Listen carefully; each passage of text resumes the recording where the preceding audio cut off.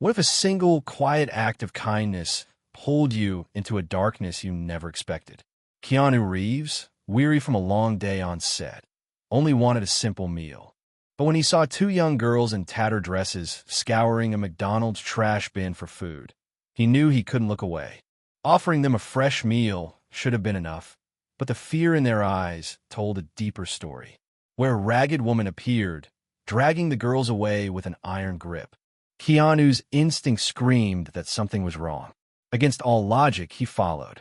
What he uncovered was more than just poverty. It was a sinister world of exploitation and danger. Now, with two innocent lives at stake, he faces a choice: walk away or risk everything to save them. Join us in reflecting on this true story. Don't forget to subscribe and hit the bell notification for more daily stories like this. Share your thoughts in the comments and let us know where you are what. For we would love to hear from you. Keanu Reeves blinked against the waning light, exhaustion prickling his every muscle as he stepped off the set. The day's shoot, a grueling series of action sequences, had left him bone-tired. His director, Mike, a bearded man with a good-natured laugh, clapped him on the shoulder. "That's a wrap, Keanu." "Fantastic job," Mike said warmly. Around them, crew members congratulated each other on a day well done. But Keanu, stifling a yawn, politely excused himself from joining their post-shoot gathering. He needed food more than socializing. He slipped into his car, scrolled through texts, and spotted one from his friend Jake. A last-minute delay meant Keanu had a couple of free hours before they would meet. Weariness clawed at him.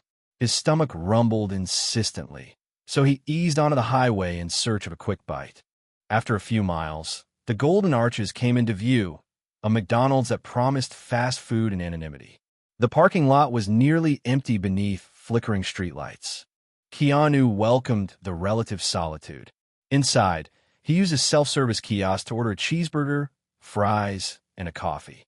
As he keyed in his selections, he felt the fatigue from the day's stunts settle into his shoulders. Slipping into a booth near the back, Keanu half closed his eyes to rest while awaiting his order. Strains of pop music played overhead, and the scent of hot fries pervaded the air. After a moment, he heard the beep of the speakers calling his number, but he didn't move immediately. Something in his peripheral vision drew his attention, a pair of young girls weaving between tables. He blinked, focusing on them. They were twins, no older than 11 or 12. Their matching yellow dresses looked as if they'd once been pretty and bright, but were now wrinkled and stained. The girls approached customer after customer, their arms outstretched in a silent plea for help. Keanu watched as most patrons avoided making eye contact. A few cast cold glares or muttered dismissive remarks. Others clutched purses and phones a little tighter, as though the children were threats rather than two hungry kids. What struck him hardest was the emptiness in the girls' eyes. Despite their efforts to appear hopeful, their shoulders drooped with the weariness of repeated rejection. An older woman swept past them, snapping, "Go bother someone else." The employees, meanwhile, acted as though the twins were invisible, keeping their eyes locked on counters and fry stations. It was clear this wasn't an unusual sight. The beep sounded again, announcing Keanu's order. He forced himself up to retrieve his tray: coffee, burger, fries. Pausing near the register, he peered outside through the glass doors. The girls had slipped into the parking lot, presumably turned away inside. What were they doing out there? He returned to his booth, but couldn't shake the scene. Curiosity piqued. He craned his neck to see out the window. The twins, their dresses fluttering in a cool evening breeze, were rummaging through a trash bin next to the outdoor tables. Keanu froze, heart twisting at the sight. One girl managed to fish out a half-eaten burger. Immediately, the two of them tried to split it, nibbling what little was left. His stomach soured. He'd encountered poverty before, but something about these two children scouring a fast food bin at twilight unsettled him profoundly. Absorbed in thought, he barely registered when a woman approached him. He nearly spilled his coffee as she recognized him, phone in hand. "Oh my gosh, you're Keanu Reeves, right? I'm a huge fan," she gushed, excitement lighting her features. E murmurat pulitelli. They snapped a quick selfie, an experience he was well accustomed to. But his attention kept drifting to the window. The woman followed his gaze. "Those girls? They're around here almost every evening," she said, pursing her lips. "Always begging. It's sad, but people say they never leave." Keanu frowned. "No one's helped them." She shrugged. "I guess folks just got used to it. Or they're afraid to get involved." She waved goodbye, leaving him more troubled than before. Setting down his burger, Keanu realized he had no appetite. Instead, he tossed a few dollar bills on the table for his untouched meal and stepped outside. The fading daylight painted the sky in oranges and pinks, but the parking lot felt cold and gray. The twins were huddled at a plastic table, finishing the scraps. Keanu approached slowly, not wanting to startle them. They turned wide, wary eyes on him, as though bracing for rejection. "Hey," he said softly. "You hungry?" One of them nodded, lips chapped, while the other girl simply stared, protectively holding onto what remained of the half-eaten burger. Keanu's heart clenched. "Wait here, okay?" he told them gently, heading back inside to buy a fresh meal. Little did he know, this simple act of compassion would lead him into a shadowy underworld he couldn't have imagined, a world of exploitation, secrets, and danger, where his own safety and career would be put on the line. Keanu placed a second order at the counter, 2 Happy Meals, each with a small toy. Spotting a display of Hello Kitty keychains, he asked, "Could I swap the usual toy for these instead?" The teenage cashier shrugged, obliged his request, and handed him the receipt. As the cashier bagged up the meals, Keanu ventured a question. "Those 2 girls outside, they come by often?" Leaning closer as though disclosing a secret. "They always look scared, but I've seen them with an adult sometimes, a woman who seems angry.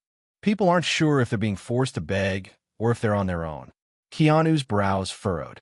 "Thanks for telling me," he said, retrieving the bag and heading out. The twins were still at the table, shoulders tense. They jolted as he returned, as if suspecting he might scold them. Instead, Keanu offered the bag. "For you," he said softly, sliding it across the table. He set the Hello Kitty keychains beside the food.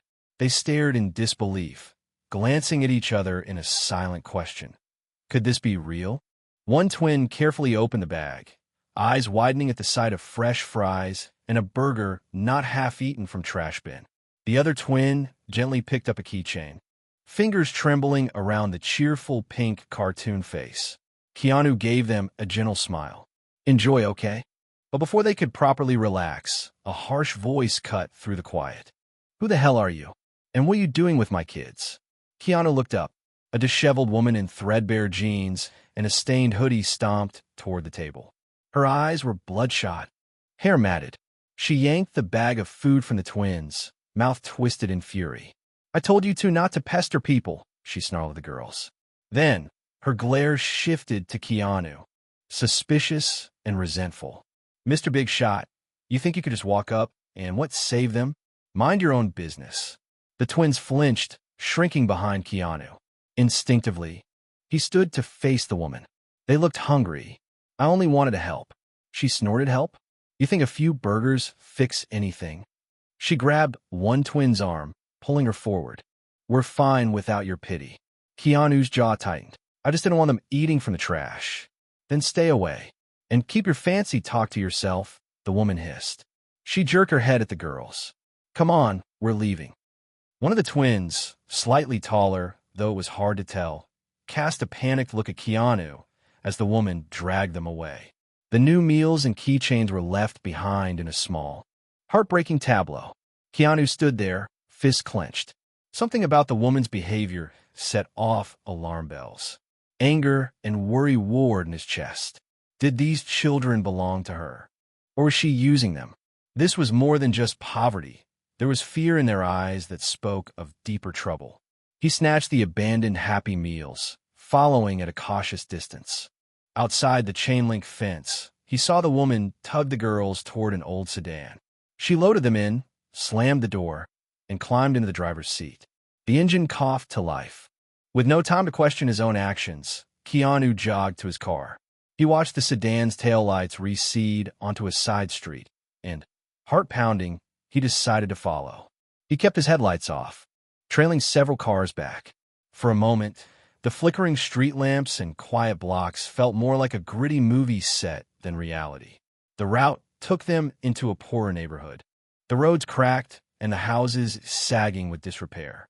Finally, the sedan turned onto a narrow lane lined with trailers and campers in varying states of neglect. Keanu parked around the corner, then slipped out on foot, hugging the shadows.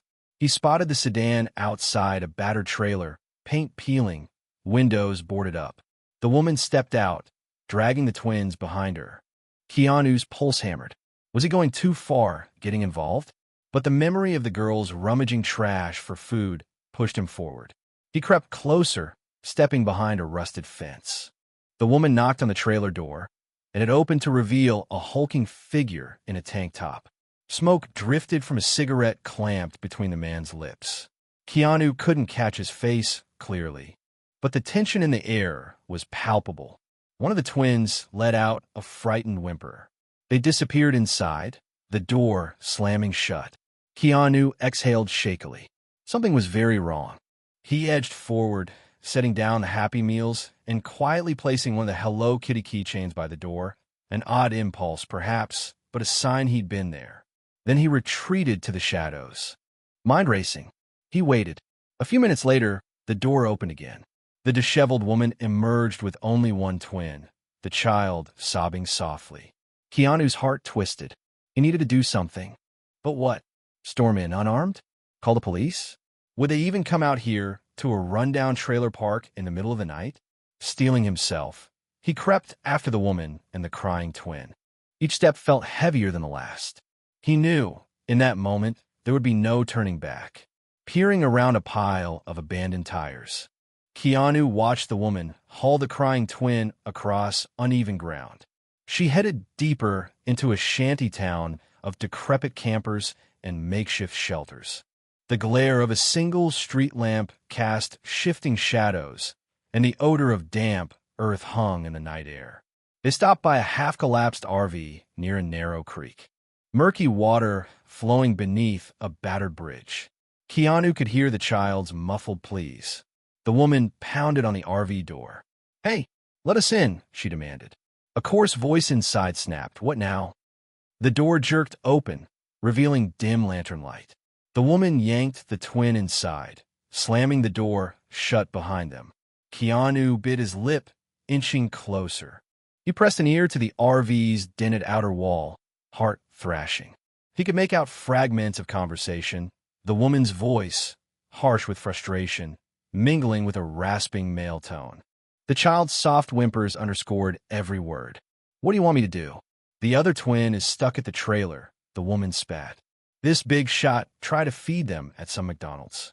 He's meddling. Could ruin everything." A clink of a bottle, then the man's gravelly grunt. "I don't care if it's a celebrity. You got no business here. People come poking around, they vanish. You know that." Keanu froze. They were obviously discussing him as a problem. The vile implications swelled in his mind. These people were part of something bigger, some network that exploited kids for money or worse. He needed help. His phone felt like a lead weight in his pocket. He dared not dial 911 this second, not without more information. He suspected that if the criminals discovered him, the child inside that RV could face immediate retaliation. And what of the twin left at the trailer, or the mother's role in all this? A rush of revulsion coursed through him. The woman might be the children's mother, or perhaps a handler. He wasn't sure. But how twisted must the situation be for a caretaker to deliver a child into potential danger? Gathering his courage, Keanu slowly rapped on the flimsy RV door. The voices inside went silent. After several seconds, the door flung open. The woman glared, while the man, short and wiry with sunken cheeks, stared in confusion. "Who are?" the man began. Then his gaze passed over Keanu's face. "No way. You look just like—" Keanu cleared his throat.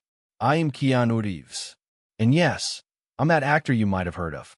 I'm here because I'm worried about these twins." The woman's expression twisted, lips curling in scorn. "So you followed us? You some kind of creep." Keanu's stomach churned at the hypocrisy. I'm not the one dragging a crying kid around. I saw how hungry they were. I just want to help, he said, carefully controlling his tone. Is this your child? She folded her arms, bristling. It's none of your business. We're not hurting them. They help us earn money to eat. That's not how it looked, Keanu countered. He raised his hands, palms outward, trying to appear non-threatening. At least let me see if she's okay. The child peered out from behind the woman's legs, tear-stained cheeks, trembling mouth, dark eyes brimming with silent pleas. Keanu's heart lurched. Everything's fine, the man snapped, flicking a half-burned cigarette to the floor. Now get lost before we make you regret stepping foot here. Keanu swallowed hard, imagining various roles he'd played. In films, he could rely on choreographed stunts, guaranteed survival. Here, one wrong move could cost a child's life. Look, he said, voice gentler. I can help you. I have resources. The woman gave a bark of laughter. What? You're going to buy us a mansion. Don't make me laugh. He thought of the simpler route. I could give you money if that's what you want. Enough so you don't have to send these girls out begging. But I need both twins safe. Where's the other one? The woman's jaw set. She's at the trailer, probably with Connie. And that's a bigger problem. He doesn't just hand kids back if they fail their quota. At that, the skinny man hissed, "Shut up." He threw a glare at the woman, then turned on Keanu. You want them? You pay. But Connie's the boss around here, not me. You're stepping into a big mess. Keanu realized they weren't the ultimate threat. Connie was. Then take me to Connie, he pressed. Let me talk to him. You said it's about money, right? I can pay to keep them out of this. A pregnant pause. The man and woman shared a look. Eventually, the man shrugged with a sort of resigned acceptance. Fine, but if Connie's not happy, it's your funeral, Hollywood. The woman jerked her head for Keanu to follow. The child, whimpering, was left behind in the RV for now. We'll come back for her, the man muttered, as if this was routine. Keanu's scoot twisted. He had to keep calm to not alienate them. They led him across a rickety footbridge spanning the dark creek. Under the dim glow of a distant street lamp, Keanu saw rows of dilapidated campers. His pulse thrummed. He was about to meet Connie, the man controlling these twins' fate. Every instinct screamed that he was in over his head, but the memory of the girl's fearful eyes spurred him on. He'd once soared across screens as the quintessential action hero. Now, that persona felt painfully inadequate compared to the real danger at hand. A battered pickup truck was parked near one of the largest trailers. The man rapped a coded knock on the metal door. From within, a voice snarled. Who's out there at this hour? The door creaked open, revealing a tall, gaunt figure. His eyes flicked between the woman, the skinny man, and Keanu. The flicker of recognition was immediate. I'll be damned. Connie growled with a smirk. Keanu Reeves. What brings you to my corner of the world? Keanu's heart pounded. I'm here to talk about the twins. Connie let out a cold chuckle. You want to play hero? Step right in. Stepping into Connie's trailer felt like entering a den of quiet menace. The interior was dim, lit by a single bare bulb. Piles of junk spilled from boxes, and the smell of cheap alcohol mingled with stale tobacco. Connie, tall, lean, with a visage sharpened by years of hard living, leaned against a makeshift table. His gaze held a predatory glint. Pinned on Keanu, the woman who had guided them shifted nervously, while her skinny companion hovered in the background. Connie shrugged off his jacket, revealing arms scrawled with faded tattoos. So, you want the twins, he began, tapping a finger on the table. How exactly do you plan to pay? Or do you expect me to give them away for free, Mr. Hollywood? Keanu cleared his throat, trying not to show intimidation. I'm prepared to pay whatever it takes to get them safe. I provide a service. People living on the margins need money. Kids can be profitable. If they can't meet a quota, that's their problem. But it's all business. Anger burned in Keanu's chest. He wanted to lunge across the table, but he kept his composure. Name your price. Connie eyed him, calculating. One of the girls is still in my trailer. The other is with your friend here. He jerked his chin at the woman. They haven't brought enough in for weeks, so I was about to sell them to new buyers. But then you came along, offering money. Fine. I want twice what the buyer offered, Call it hazard pay for dealing with a movie star. He flashed a cruel grin. Keanu swallowed. How much? Connie named a figure that made even Keanu blanch. It was more than your average ransom, but still within his means. He just didn't have that much cash on him. The woman coughed. He gave me some money. Not that much. Maybe we can. Connie cut her off with a glare. I'll let you owe me, but be warned. You run off, you talk to cops, I'll make you wish you'd never laid eyes on these kids. Understood? The tension crackled like a live wire. Keanu realized that if he tried to fight or call authorities now, the girls' lives could be at immediate risk. For the moment, he had to play Connie's game. Agreed, he said, forcing his voice steady. Just let me see them. A dark chuckle rumbled in Connie's throat. Sure, the quiet one's in the back. He gestured to a narrow doorway. Keanu moved, heart hammering, stepping over debris to push aside a threadbare curtain. Inside the cramped room, he found one twin. She sat on a torn mattress, hugging her knees. Her cheeks were damp with tears, but she still wore the stained yellow dress. A faint spark of recognition lit in her eyes when she saw him. On the floor by her foot was the Hello Kitty keychain. She must have found it where he'd left it outside. He knelt, gently placing a hand on her shoulder. It's okay, he murmured. I'm here. She whispered. My sister. They took her somewhere else. Keanu's gut twisted. I'm going to fix this, all right? He stood and returned to the main room, where Connie lounged, flipping a cigarette between his fingers. She's still in decent shape. Connie sneered. The other one's at a different location. Consider her a guarantee you won't double-cross me. Keanu's fist clenched. So, are you using her as leverage? That's right, Starboy. You pay the full amount, you get both. Try any heroics, you get neither. Keanu nodded stiffly. He wondered how to finalize a plan without putting the twins in more danger. Let me call someone, he said. I can get the money if you give me a day. Connie's eyes narrowed. You think I'm letting you wander off to who knows where? You might alert the cops or your fancy Hollywood friends.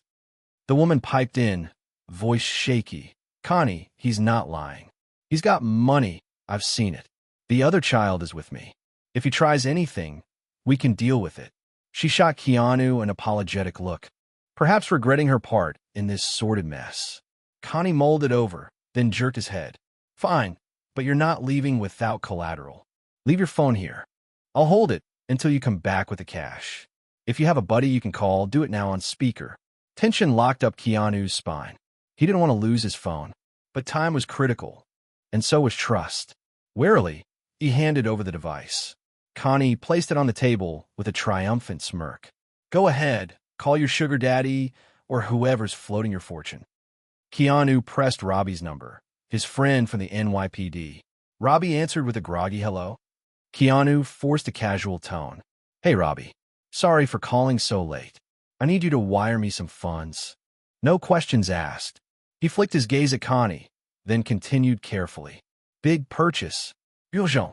I can explain later, but can you do it? On the other end, Robbie's confusion was palpable. Keanu, man, are you okay? Yes, just do it. I'll text you the details in a minute. Connie's lips curled into a satisfied half-smile. Perfect. Now we wait. But remember, if this is a trick, the only ones who'll pay are these kids.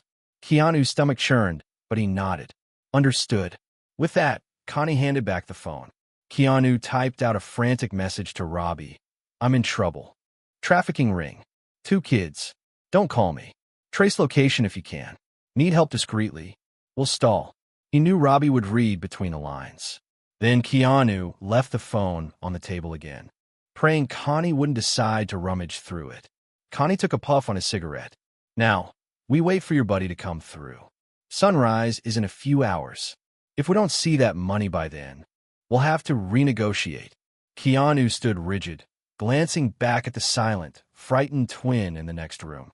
He had to keep calm, had to rely on Robbie or any break he could get. Meanwhile, he was buying time to figure out how to free both twins. But as the hours crept by, he felt the weight of dread intensify. If this gamble didn't work, he would lose more than his reputation or money. He would lose these children to the darkness. The hours until dawn were fraught with tension. Connie paced the trailer, shooting suspicious glares at Keanu every few minutes. The woman dozed fitfully on a ragged couch, while the skinny man rummaged through a crate of liquor bottles. The rescued twin from the night before huddled in the back, still clutching her Hello Kitty keychain like a lifeline. Keanu's mind churned with possibilities. Where was Robbie? And could he act fast enough to mount a rescue? Did he even have the resources to confront something that likely stretched beyond Connie's operation? The first glow of morning light seeped through the trailer's dirty windows. Connie stalked over to the phone on the table and tossed it at Keanu. "Call your friend," he growled. "I'm done waiting." With trembling fingers, Keanu unlocked the device. He saw a single text from Robbie. "Sit tight. SWAT inbound, but location is big. Careful." Keanu dialed Robbie. He answered on the first ring, voice calm. "Keanu, I have the funds. Are you still in the same location as last night?" "Yes, and we need them right away," Keanu said. Hoping Robbie understood, he was speaking under duress. Robbie's tone hardened with purposeful clarity. "I'm en route. 5 minutes out." Connie snatched the phone away and slammed it onto the tabletop. "Good.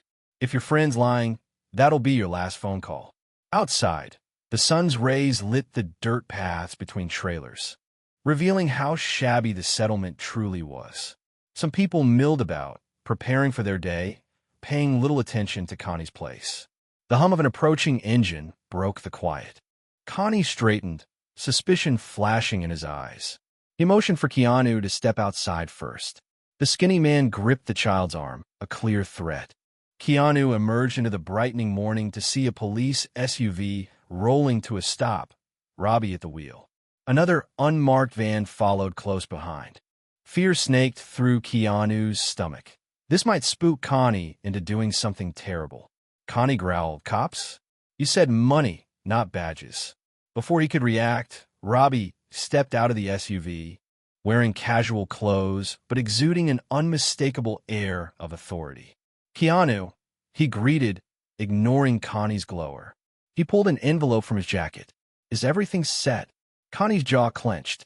"Stay right there." "You," he snapped at Keanu. "Come get the envelope. Don't let your friends step any closer." Keanu moved forward, heart pounding as Robbie extended the envelope. Their eyes met, and Robbie whispered, "We have backup. Wait for the signal." Clutching the envelope, Keanu turned back to Connie. "Here, this is the money. Now let both girls go." Connie snorted, riffling through the envelope. "Count correct." "Fine." He snapped his fingers toward the skinny man. "Bring the other kid out." But no sudden moves. Inside the trailer, Keanu heard a shuffle. Then the mother, the skinny man, and the second twin emerged. The poor girl's dress was rumpled, face streaked with tears. She rushed toward her sister, who dashed out from behind Connie's place. And they collided in a trembling hug. Relief warred with tension. It wasn't over until they were clear of this place. Connie stepped forward, leaning close to Keanu. "Now you remember our deal. You breathe a word of what's happening here to the cops or media, and I'll find you. These girls might vanish for good next time." At that instant, Robbie nodded almost imperceptibly. A flash of motion erupted from behind the unmarked van. SWAT officers in tactical gear raced toward Connie's trailer. Sirens blared as another squad car rolled in. Connie roared in rage, hurling the envelope of cash to the ground. The skinny man scrambled back, reaching for something in his waistband. "Gun!" Robbie shouted. Officers lunged, tackling him. The mother shrieked. He enveloped them protectively, heart hammering. Robbie barked orders, coordinating the raid. More officers swarmed the trailer, rummaging for evidence.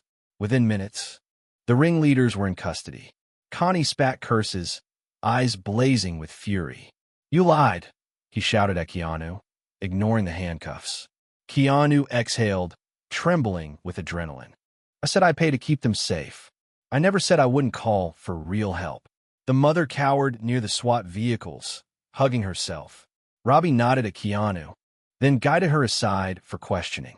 The skinny man was led away, wrists zip-tied. Freed from their tormentors, the twins trembled like leaves. Keanu crouched, meeting their frightened gazes. "It's over," he whispered, voice thick with emotion. "You're safe now." One of the twins clutched the Hello Kitty keychain. The other twin wrapped her arms around Keanu's shoulders. "Thank you," they both whispered, voices raw with relief. Robbie approached with a gentle pat to Keanu's back. "It'll be a process," he said.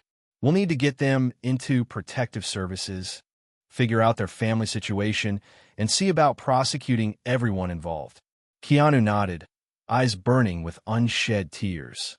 "I'll do whatever it takes to ensure they have a chance at a real childhood."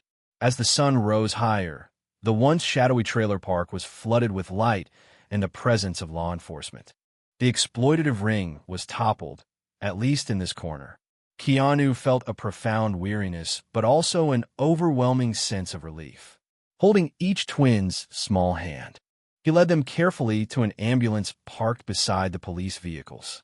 A paramedic checked them over, giving a quick thumbs up that they were physically unharmed, though the emotional scars would take time to heal. Keanu's phone, returned by an officer, buzzed incessantly with missed calls and messages. The world had no clue what he'd been through overnight. He knew he'd have to explain eventually, but for now, all that mattered was ensuring these girls were truly safe. Dawn enveloped them in golden light, as if offering a new beginning. Keanu guided the twins into the paramedics' gentle care, grateful that, for once, real life could echo the resolution he so often portrayed on screen, but with far more depth, heartache, and hope than any script could capture. In the days and weeks that followed, the story of Keanu Reeves and the rescued twins spread quietly among a small circle of law enforcement and social workers. No press release or public spectacle announced their freedom, at least not immediately. The priority was always the girls' safety. With Robbie's guidance, they were placed into protective care, given medical evaluations, counseling, and, crucially, time to heal. Meanwhile, a broader investigation into the criminal network continued. A handful of arrests, spurred by Connie's capture, led authorities to other exploited children. Though progress was gradual and fraught with setbacks, the outcome brought renewed hope to communities that had long been overlooked and preyed upon. Keanu found himself cooperating behind the scenes, using his resources to connect social services with trustworthy support networks, quietly financing lawyers for families in dire need. He never sought attention for his role, knowing that the real heroes were the children who endured hardships no one should ever face. Whenever he felt the burden of guilt or sadness at the suffering he'd witnessed, he recalled the moment the twins pressed their small hands into his, whispering "thank you" with trembling voices. Their resilience buoyed him, reminding him that even in the darkest circumstances, compassion could spark a life-changing turn. Months later, each twin began a new chapter in a safer environment, where simple joys, like fresh meals, warm beds, and untroubled laughter, became their daily reality. Keanu, returning to film sets and public appearances, carried their story within him. In every smile he offered, every word of encouragement he spoke, he honored the quiet bravery of two young girls who had taught him that heroism thrives beyond scripts and cameras.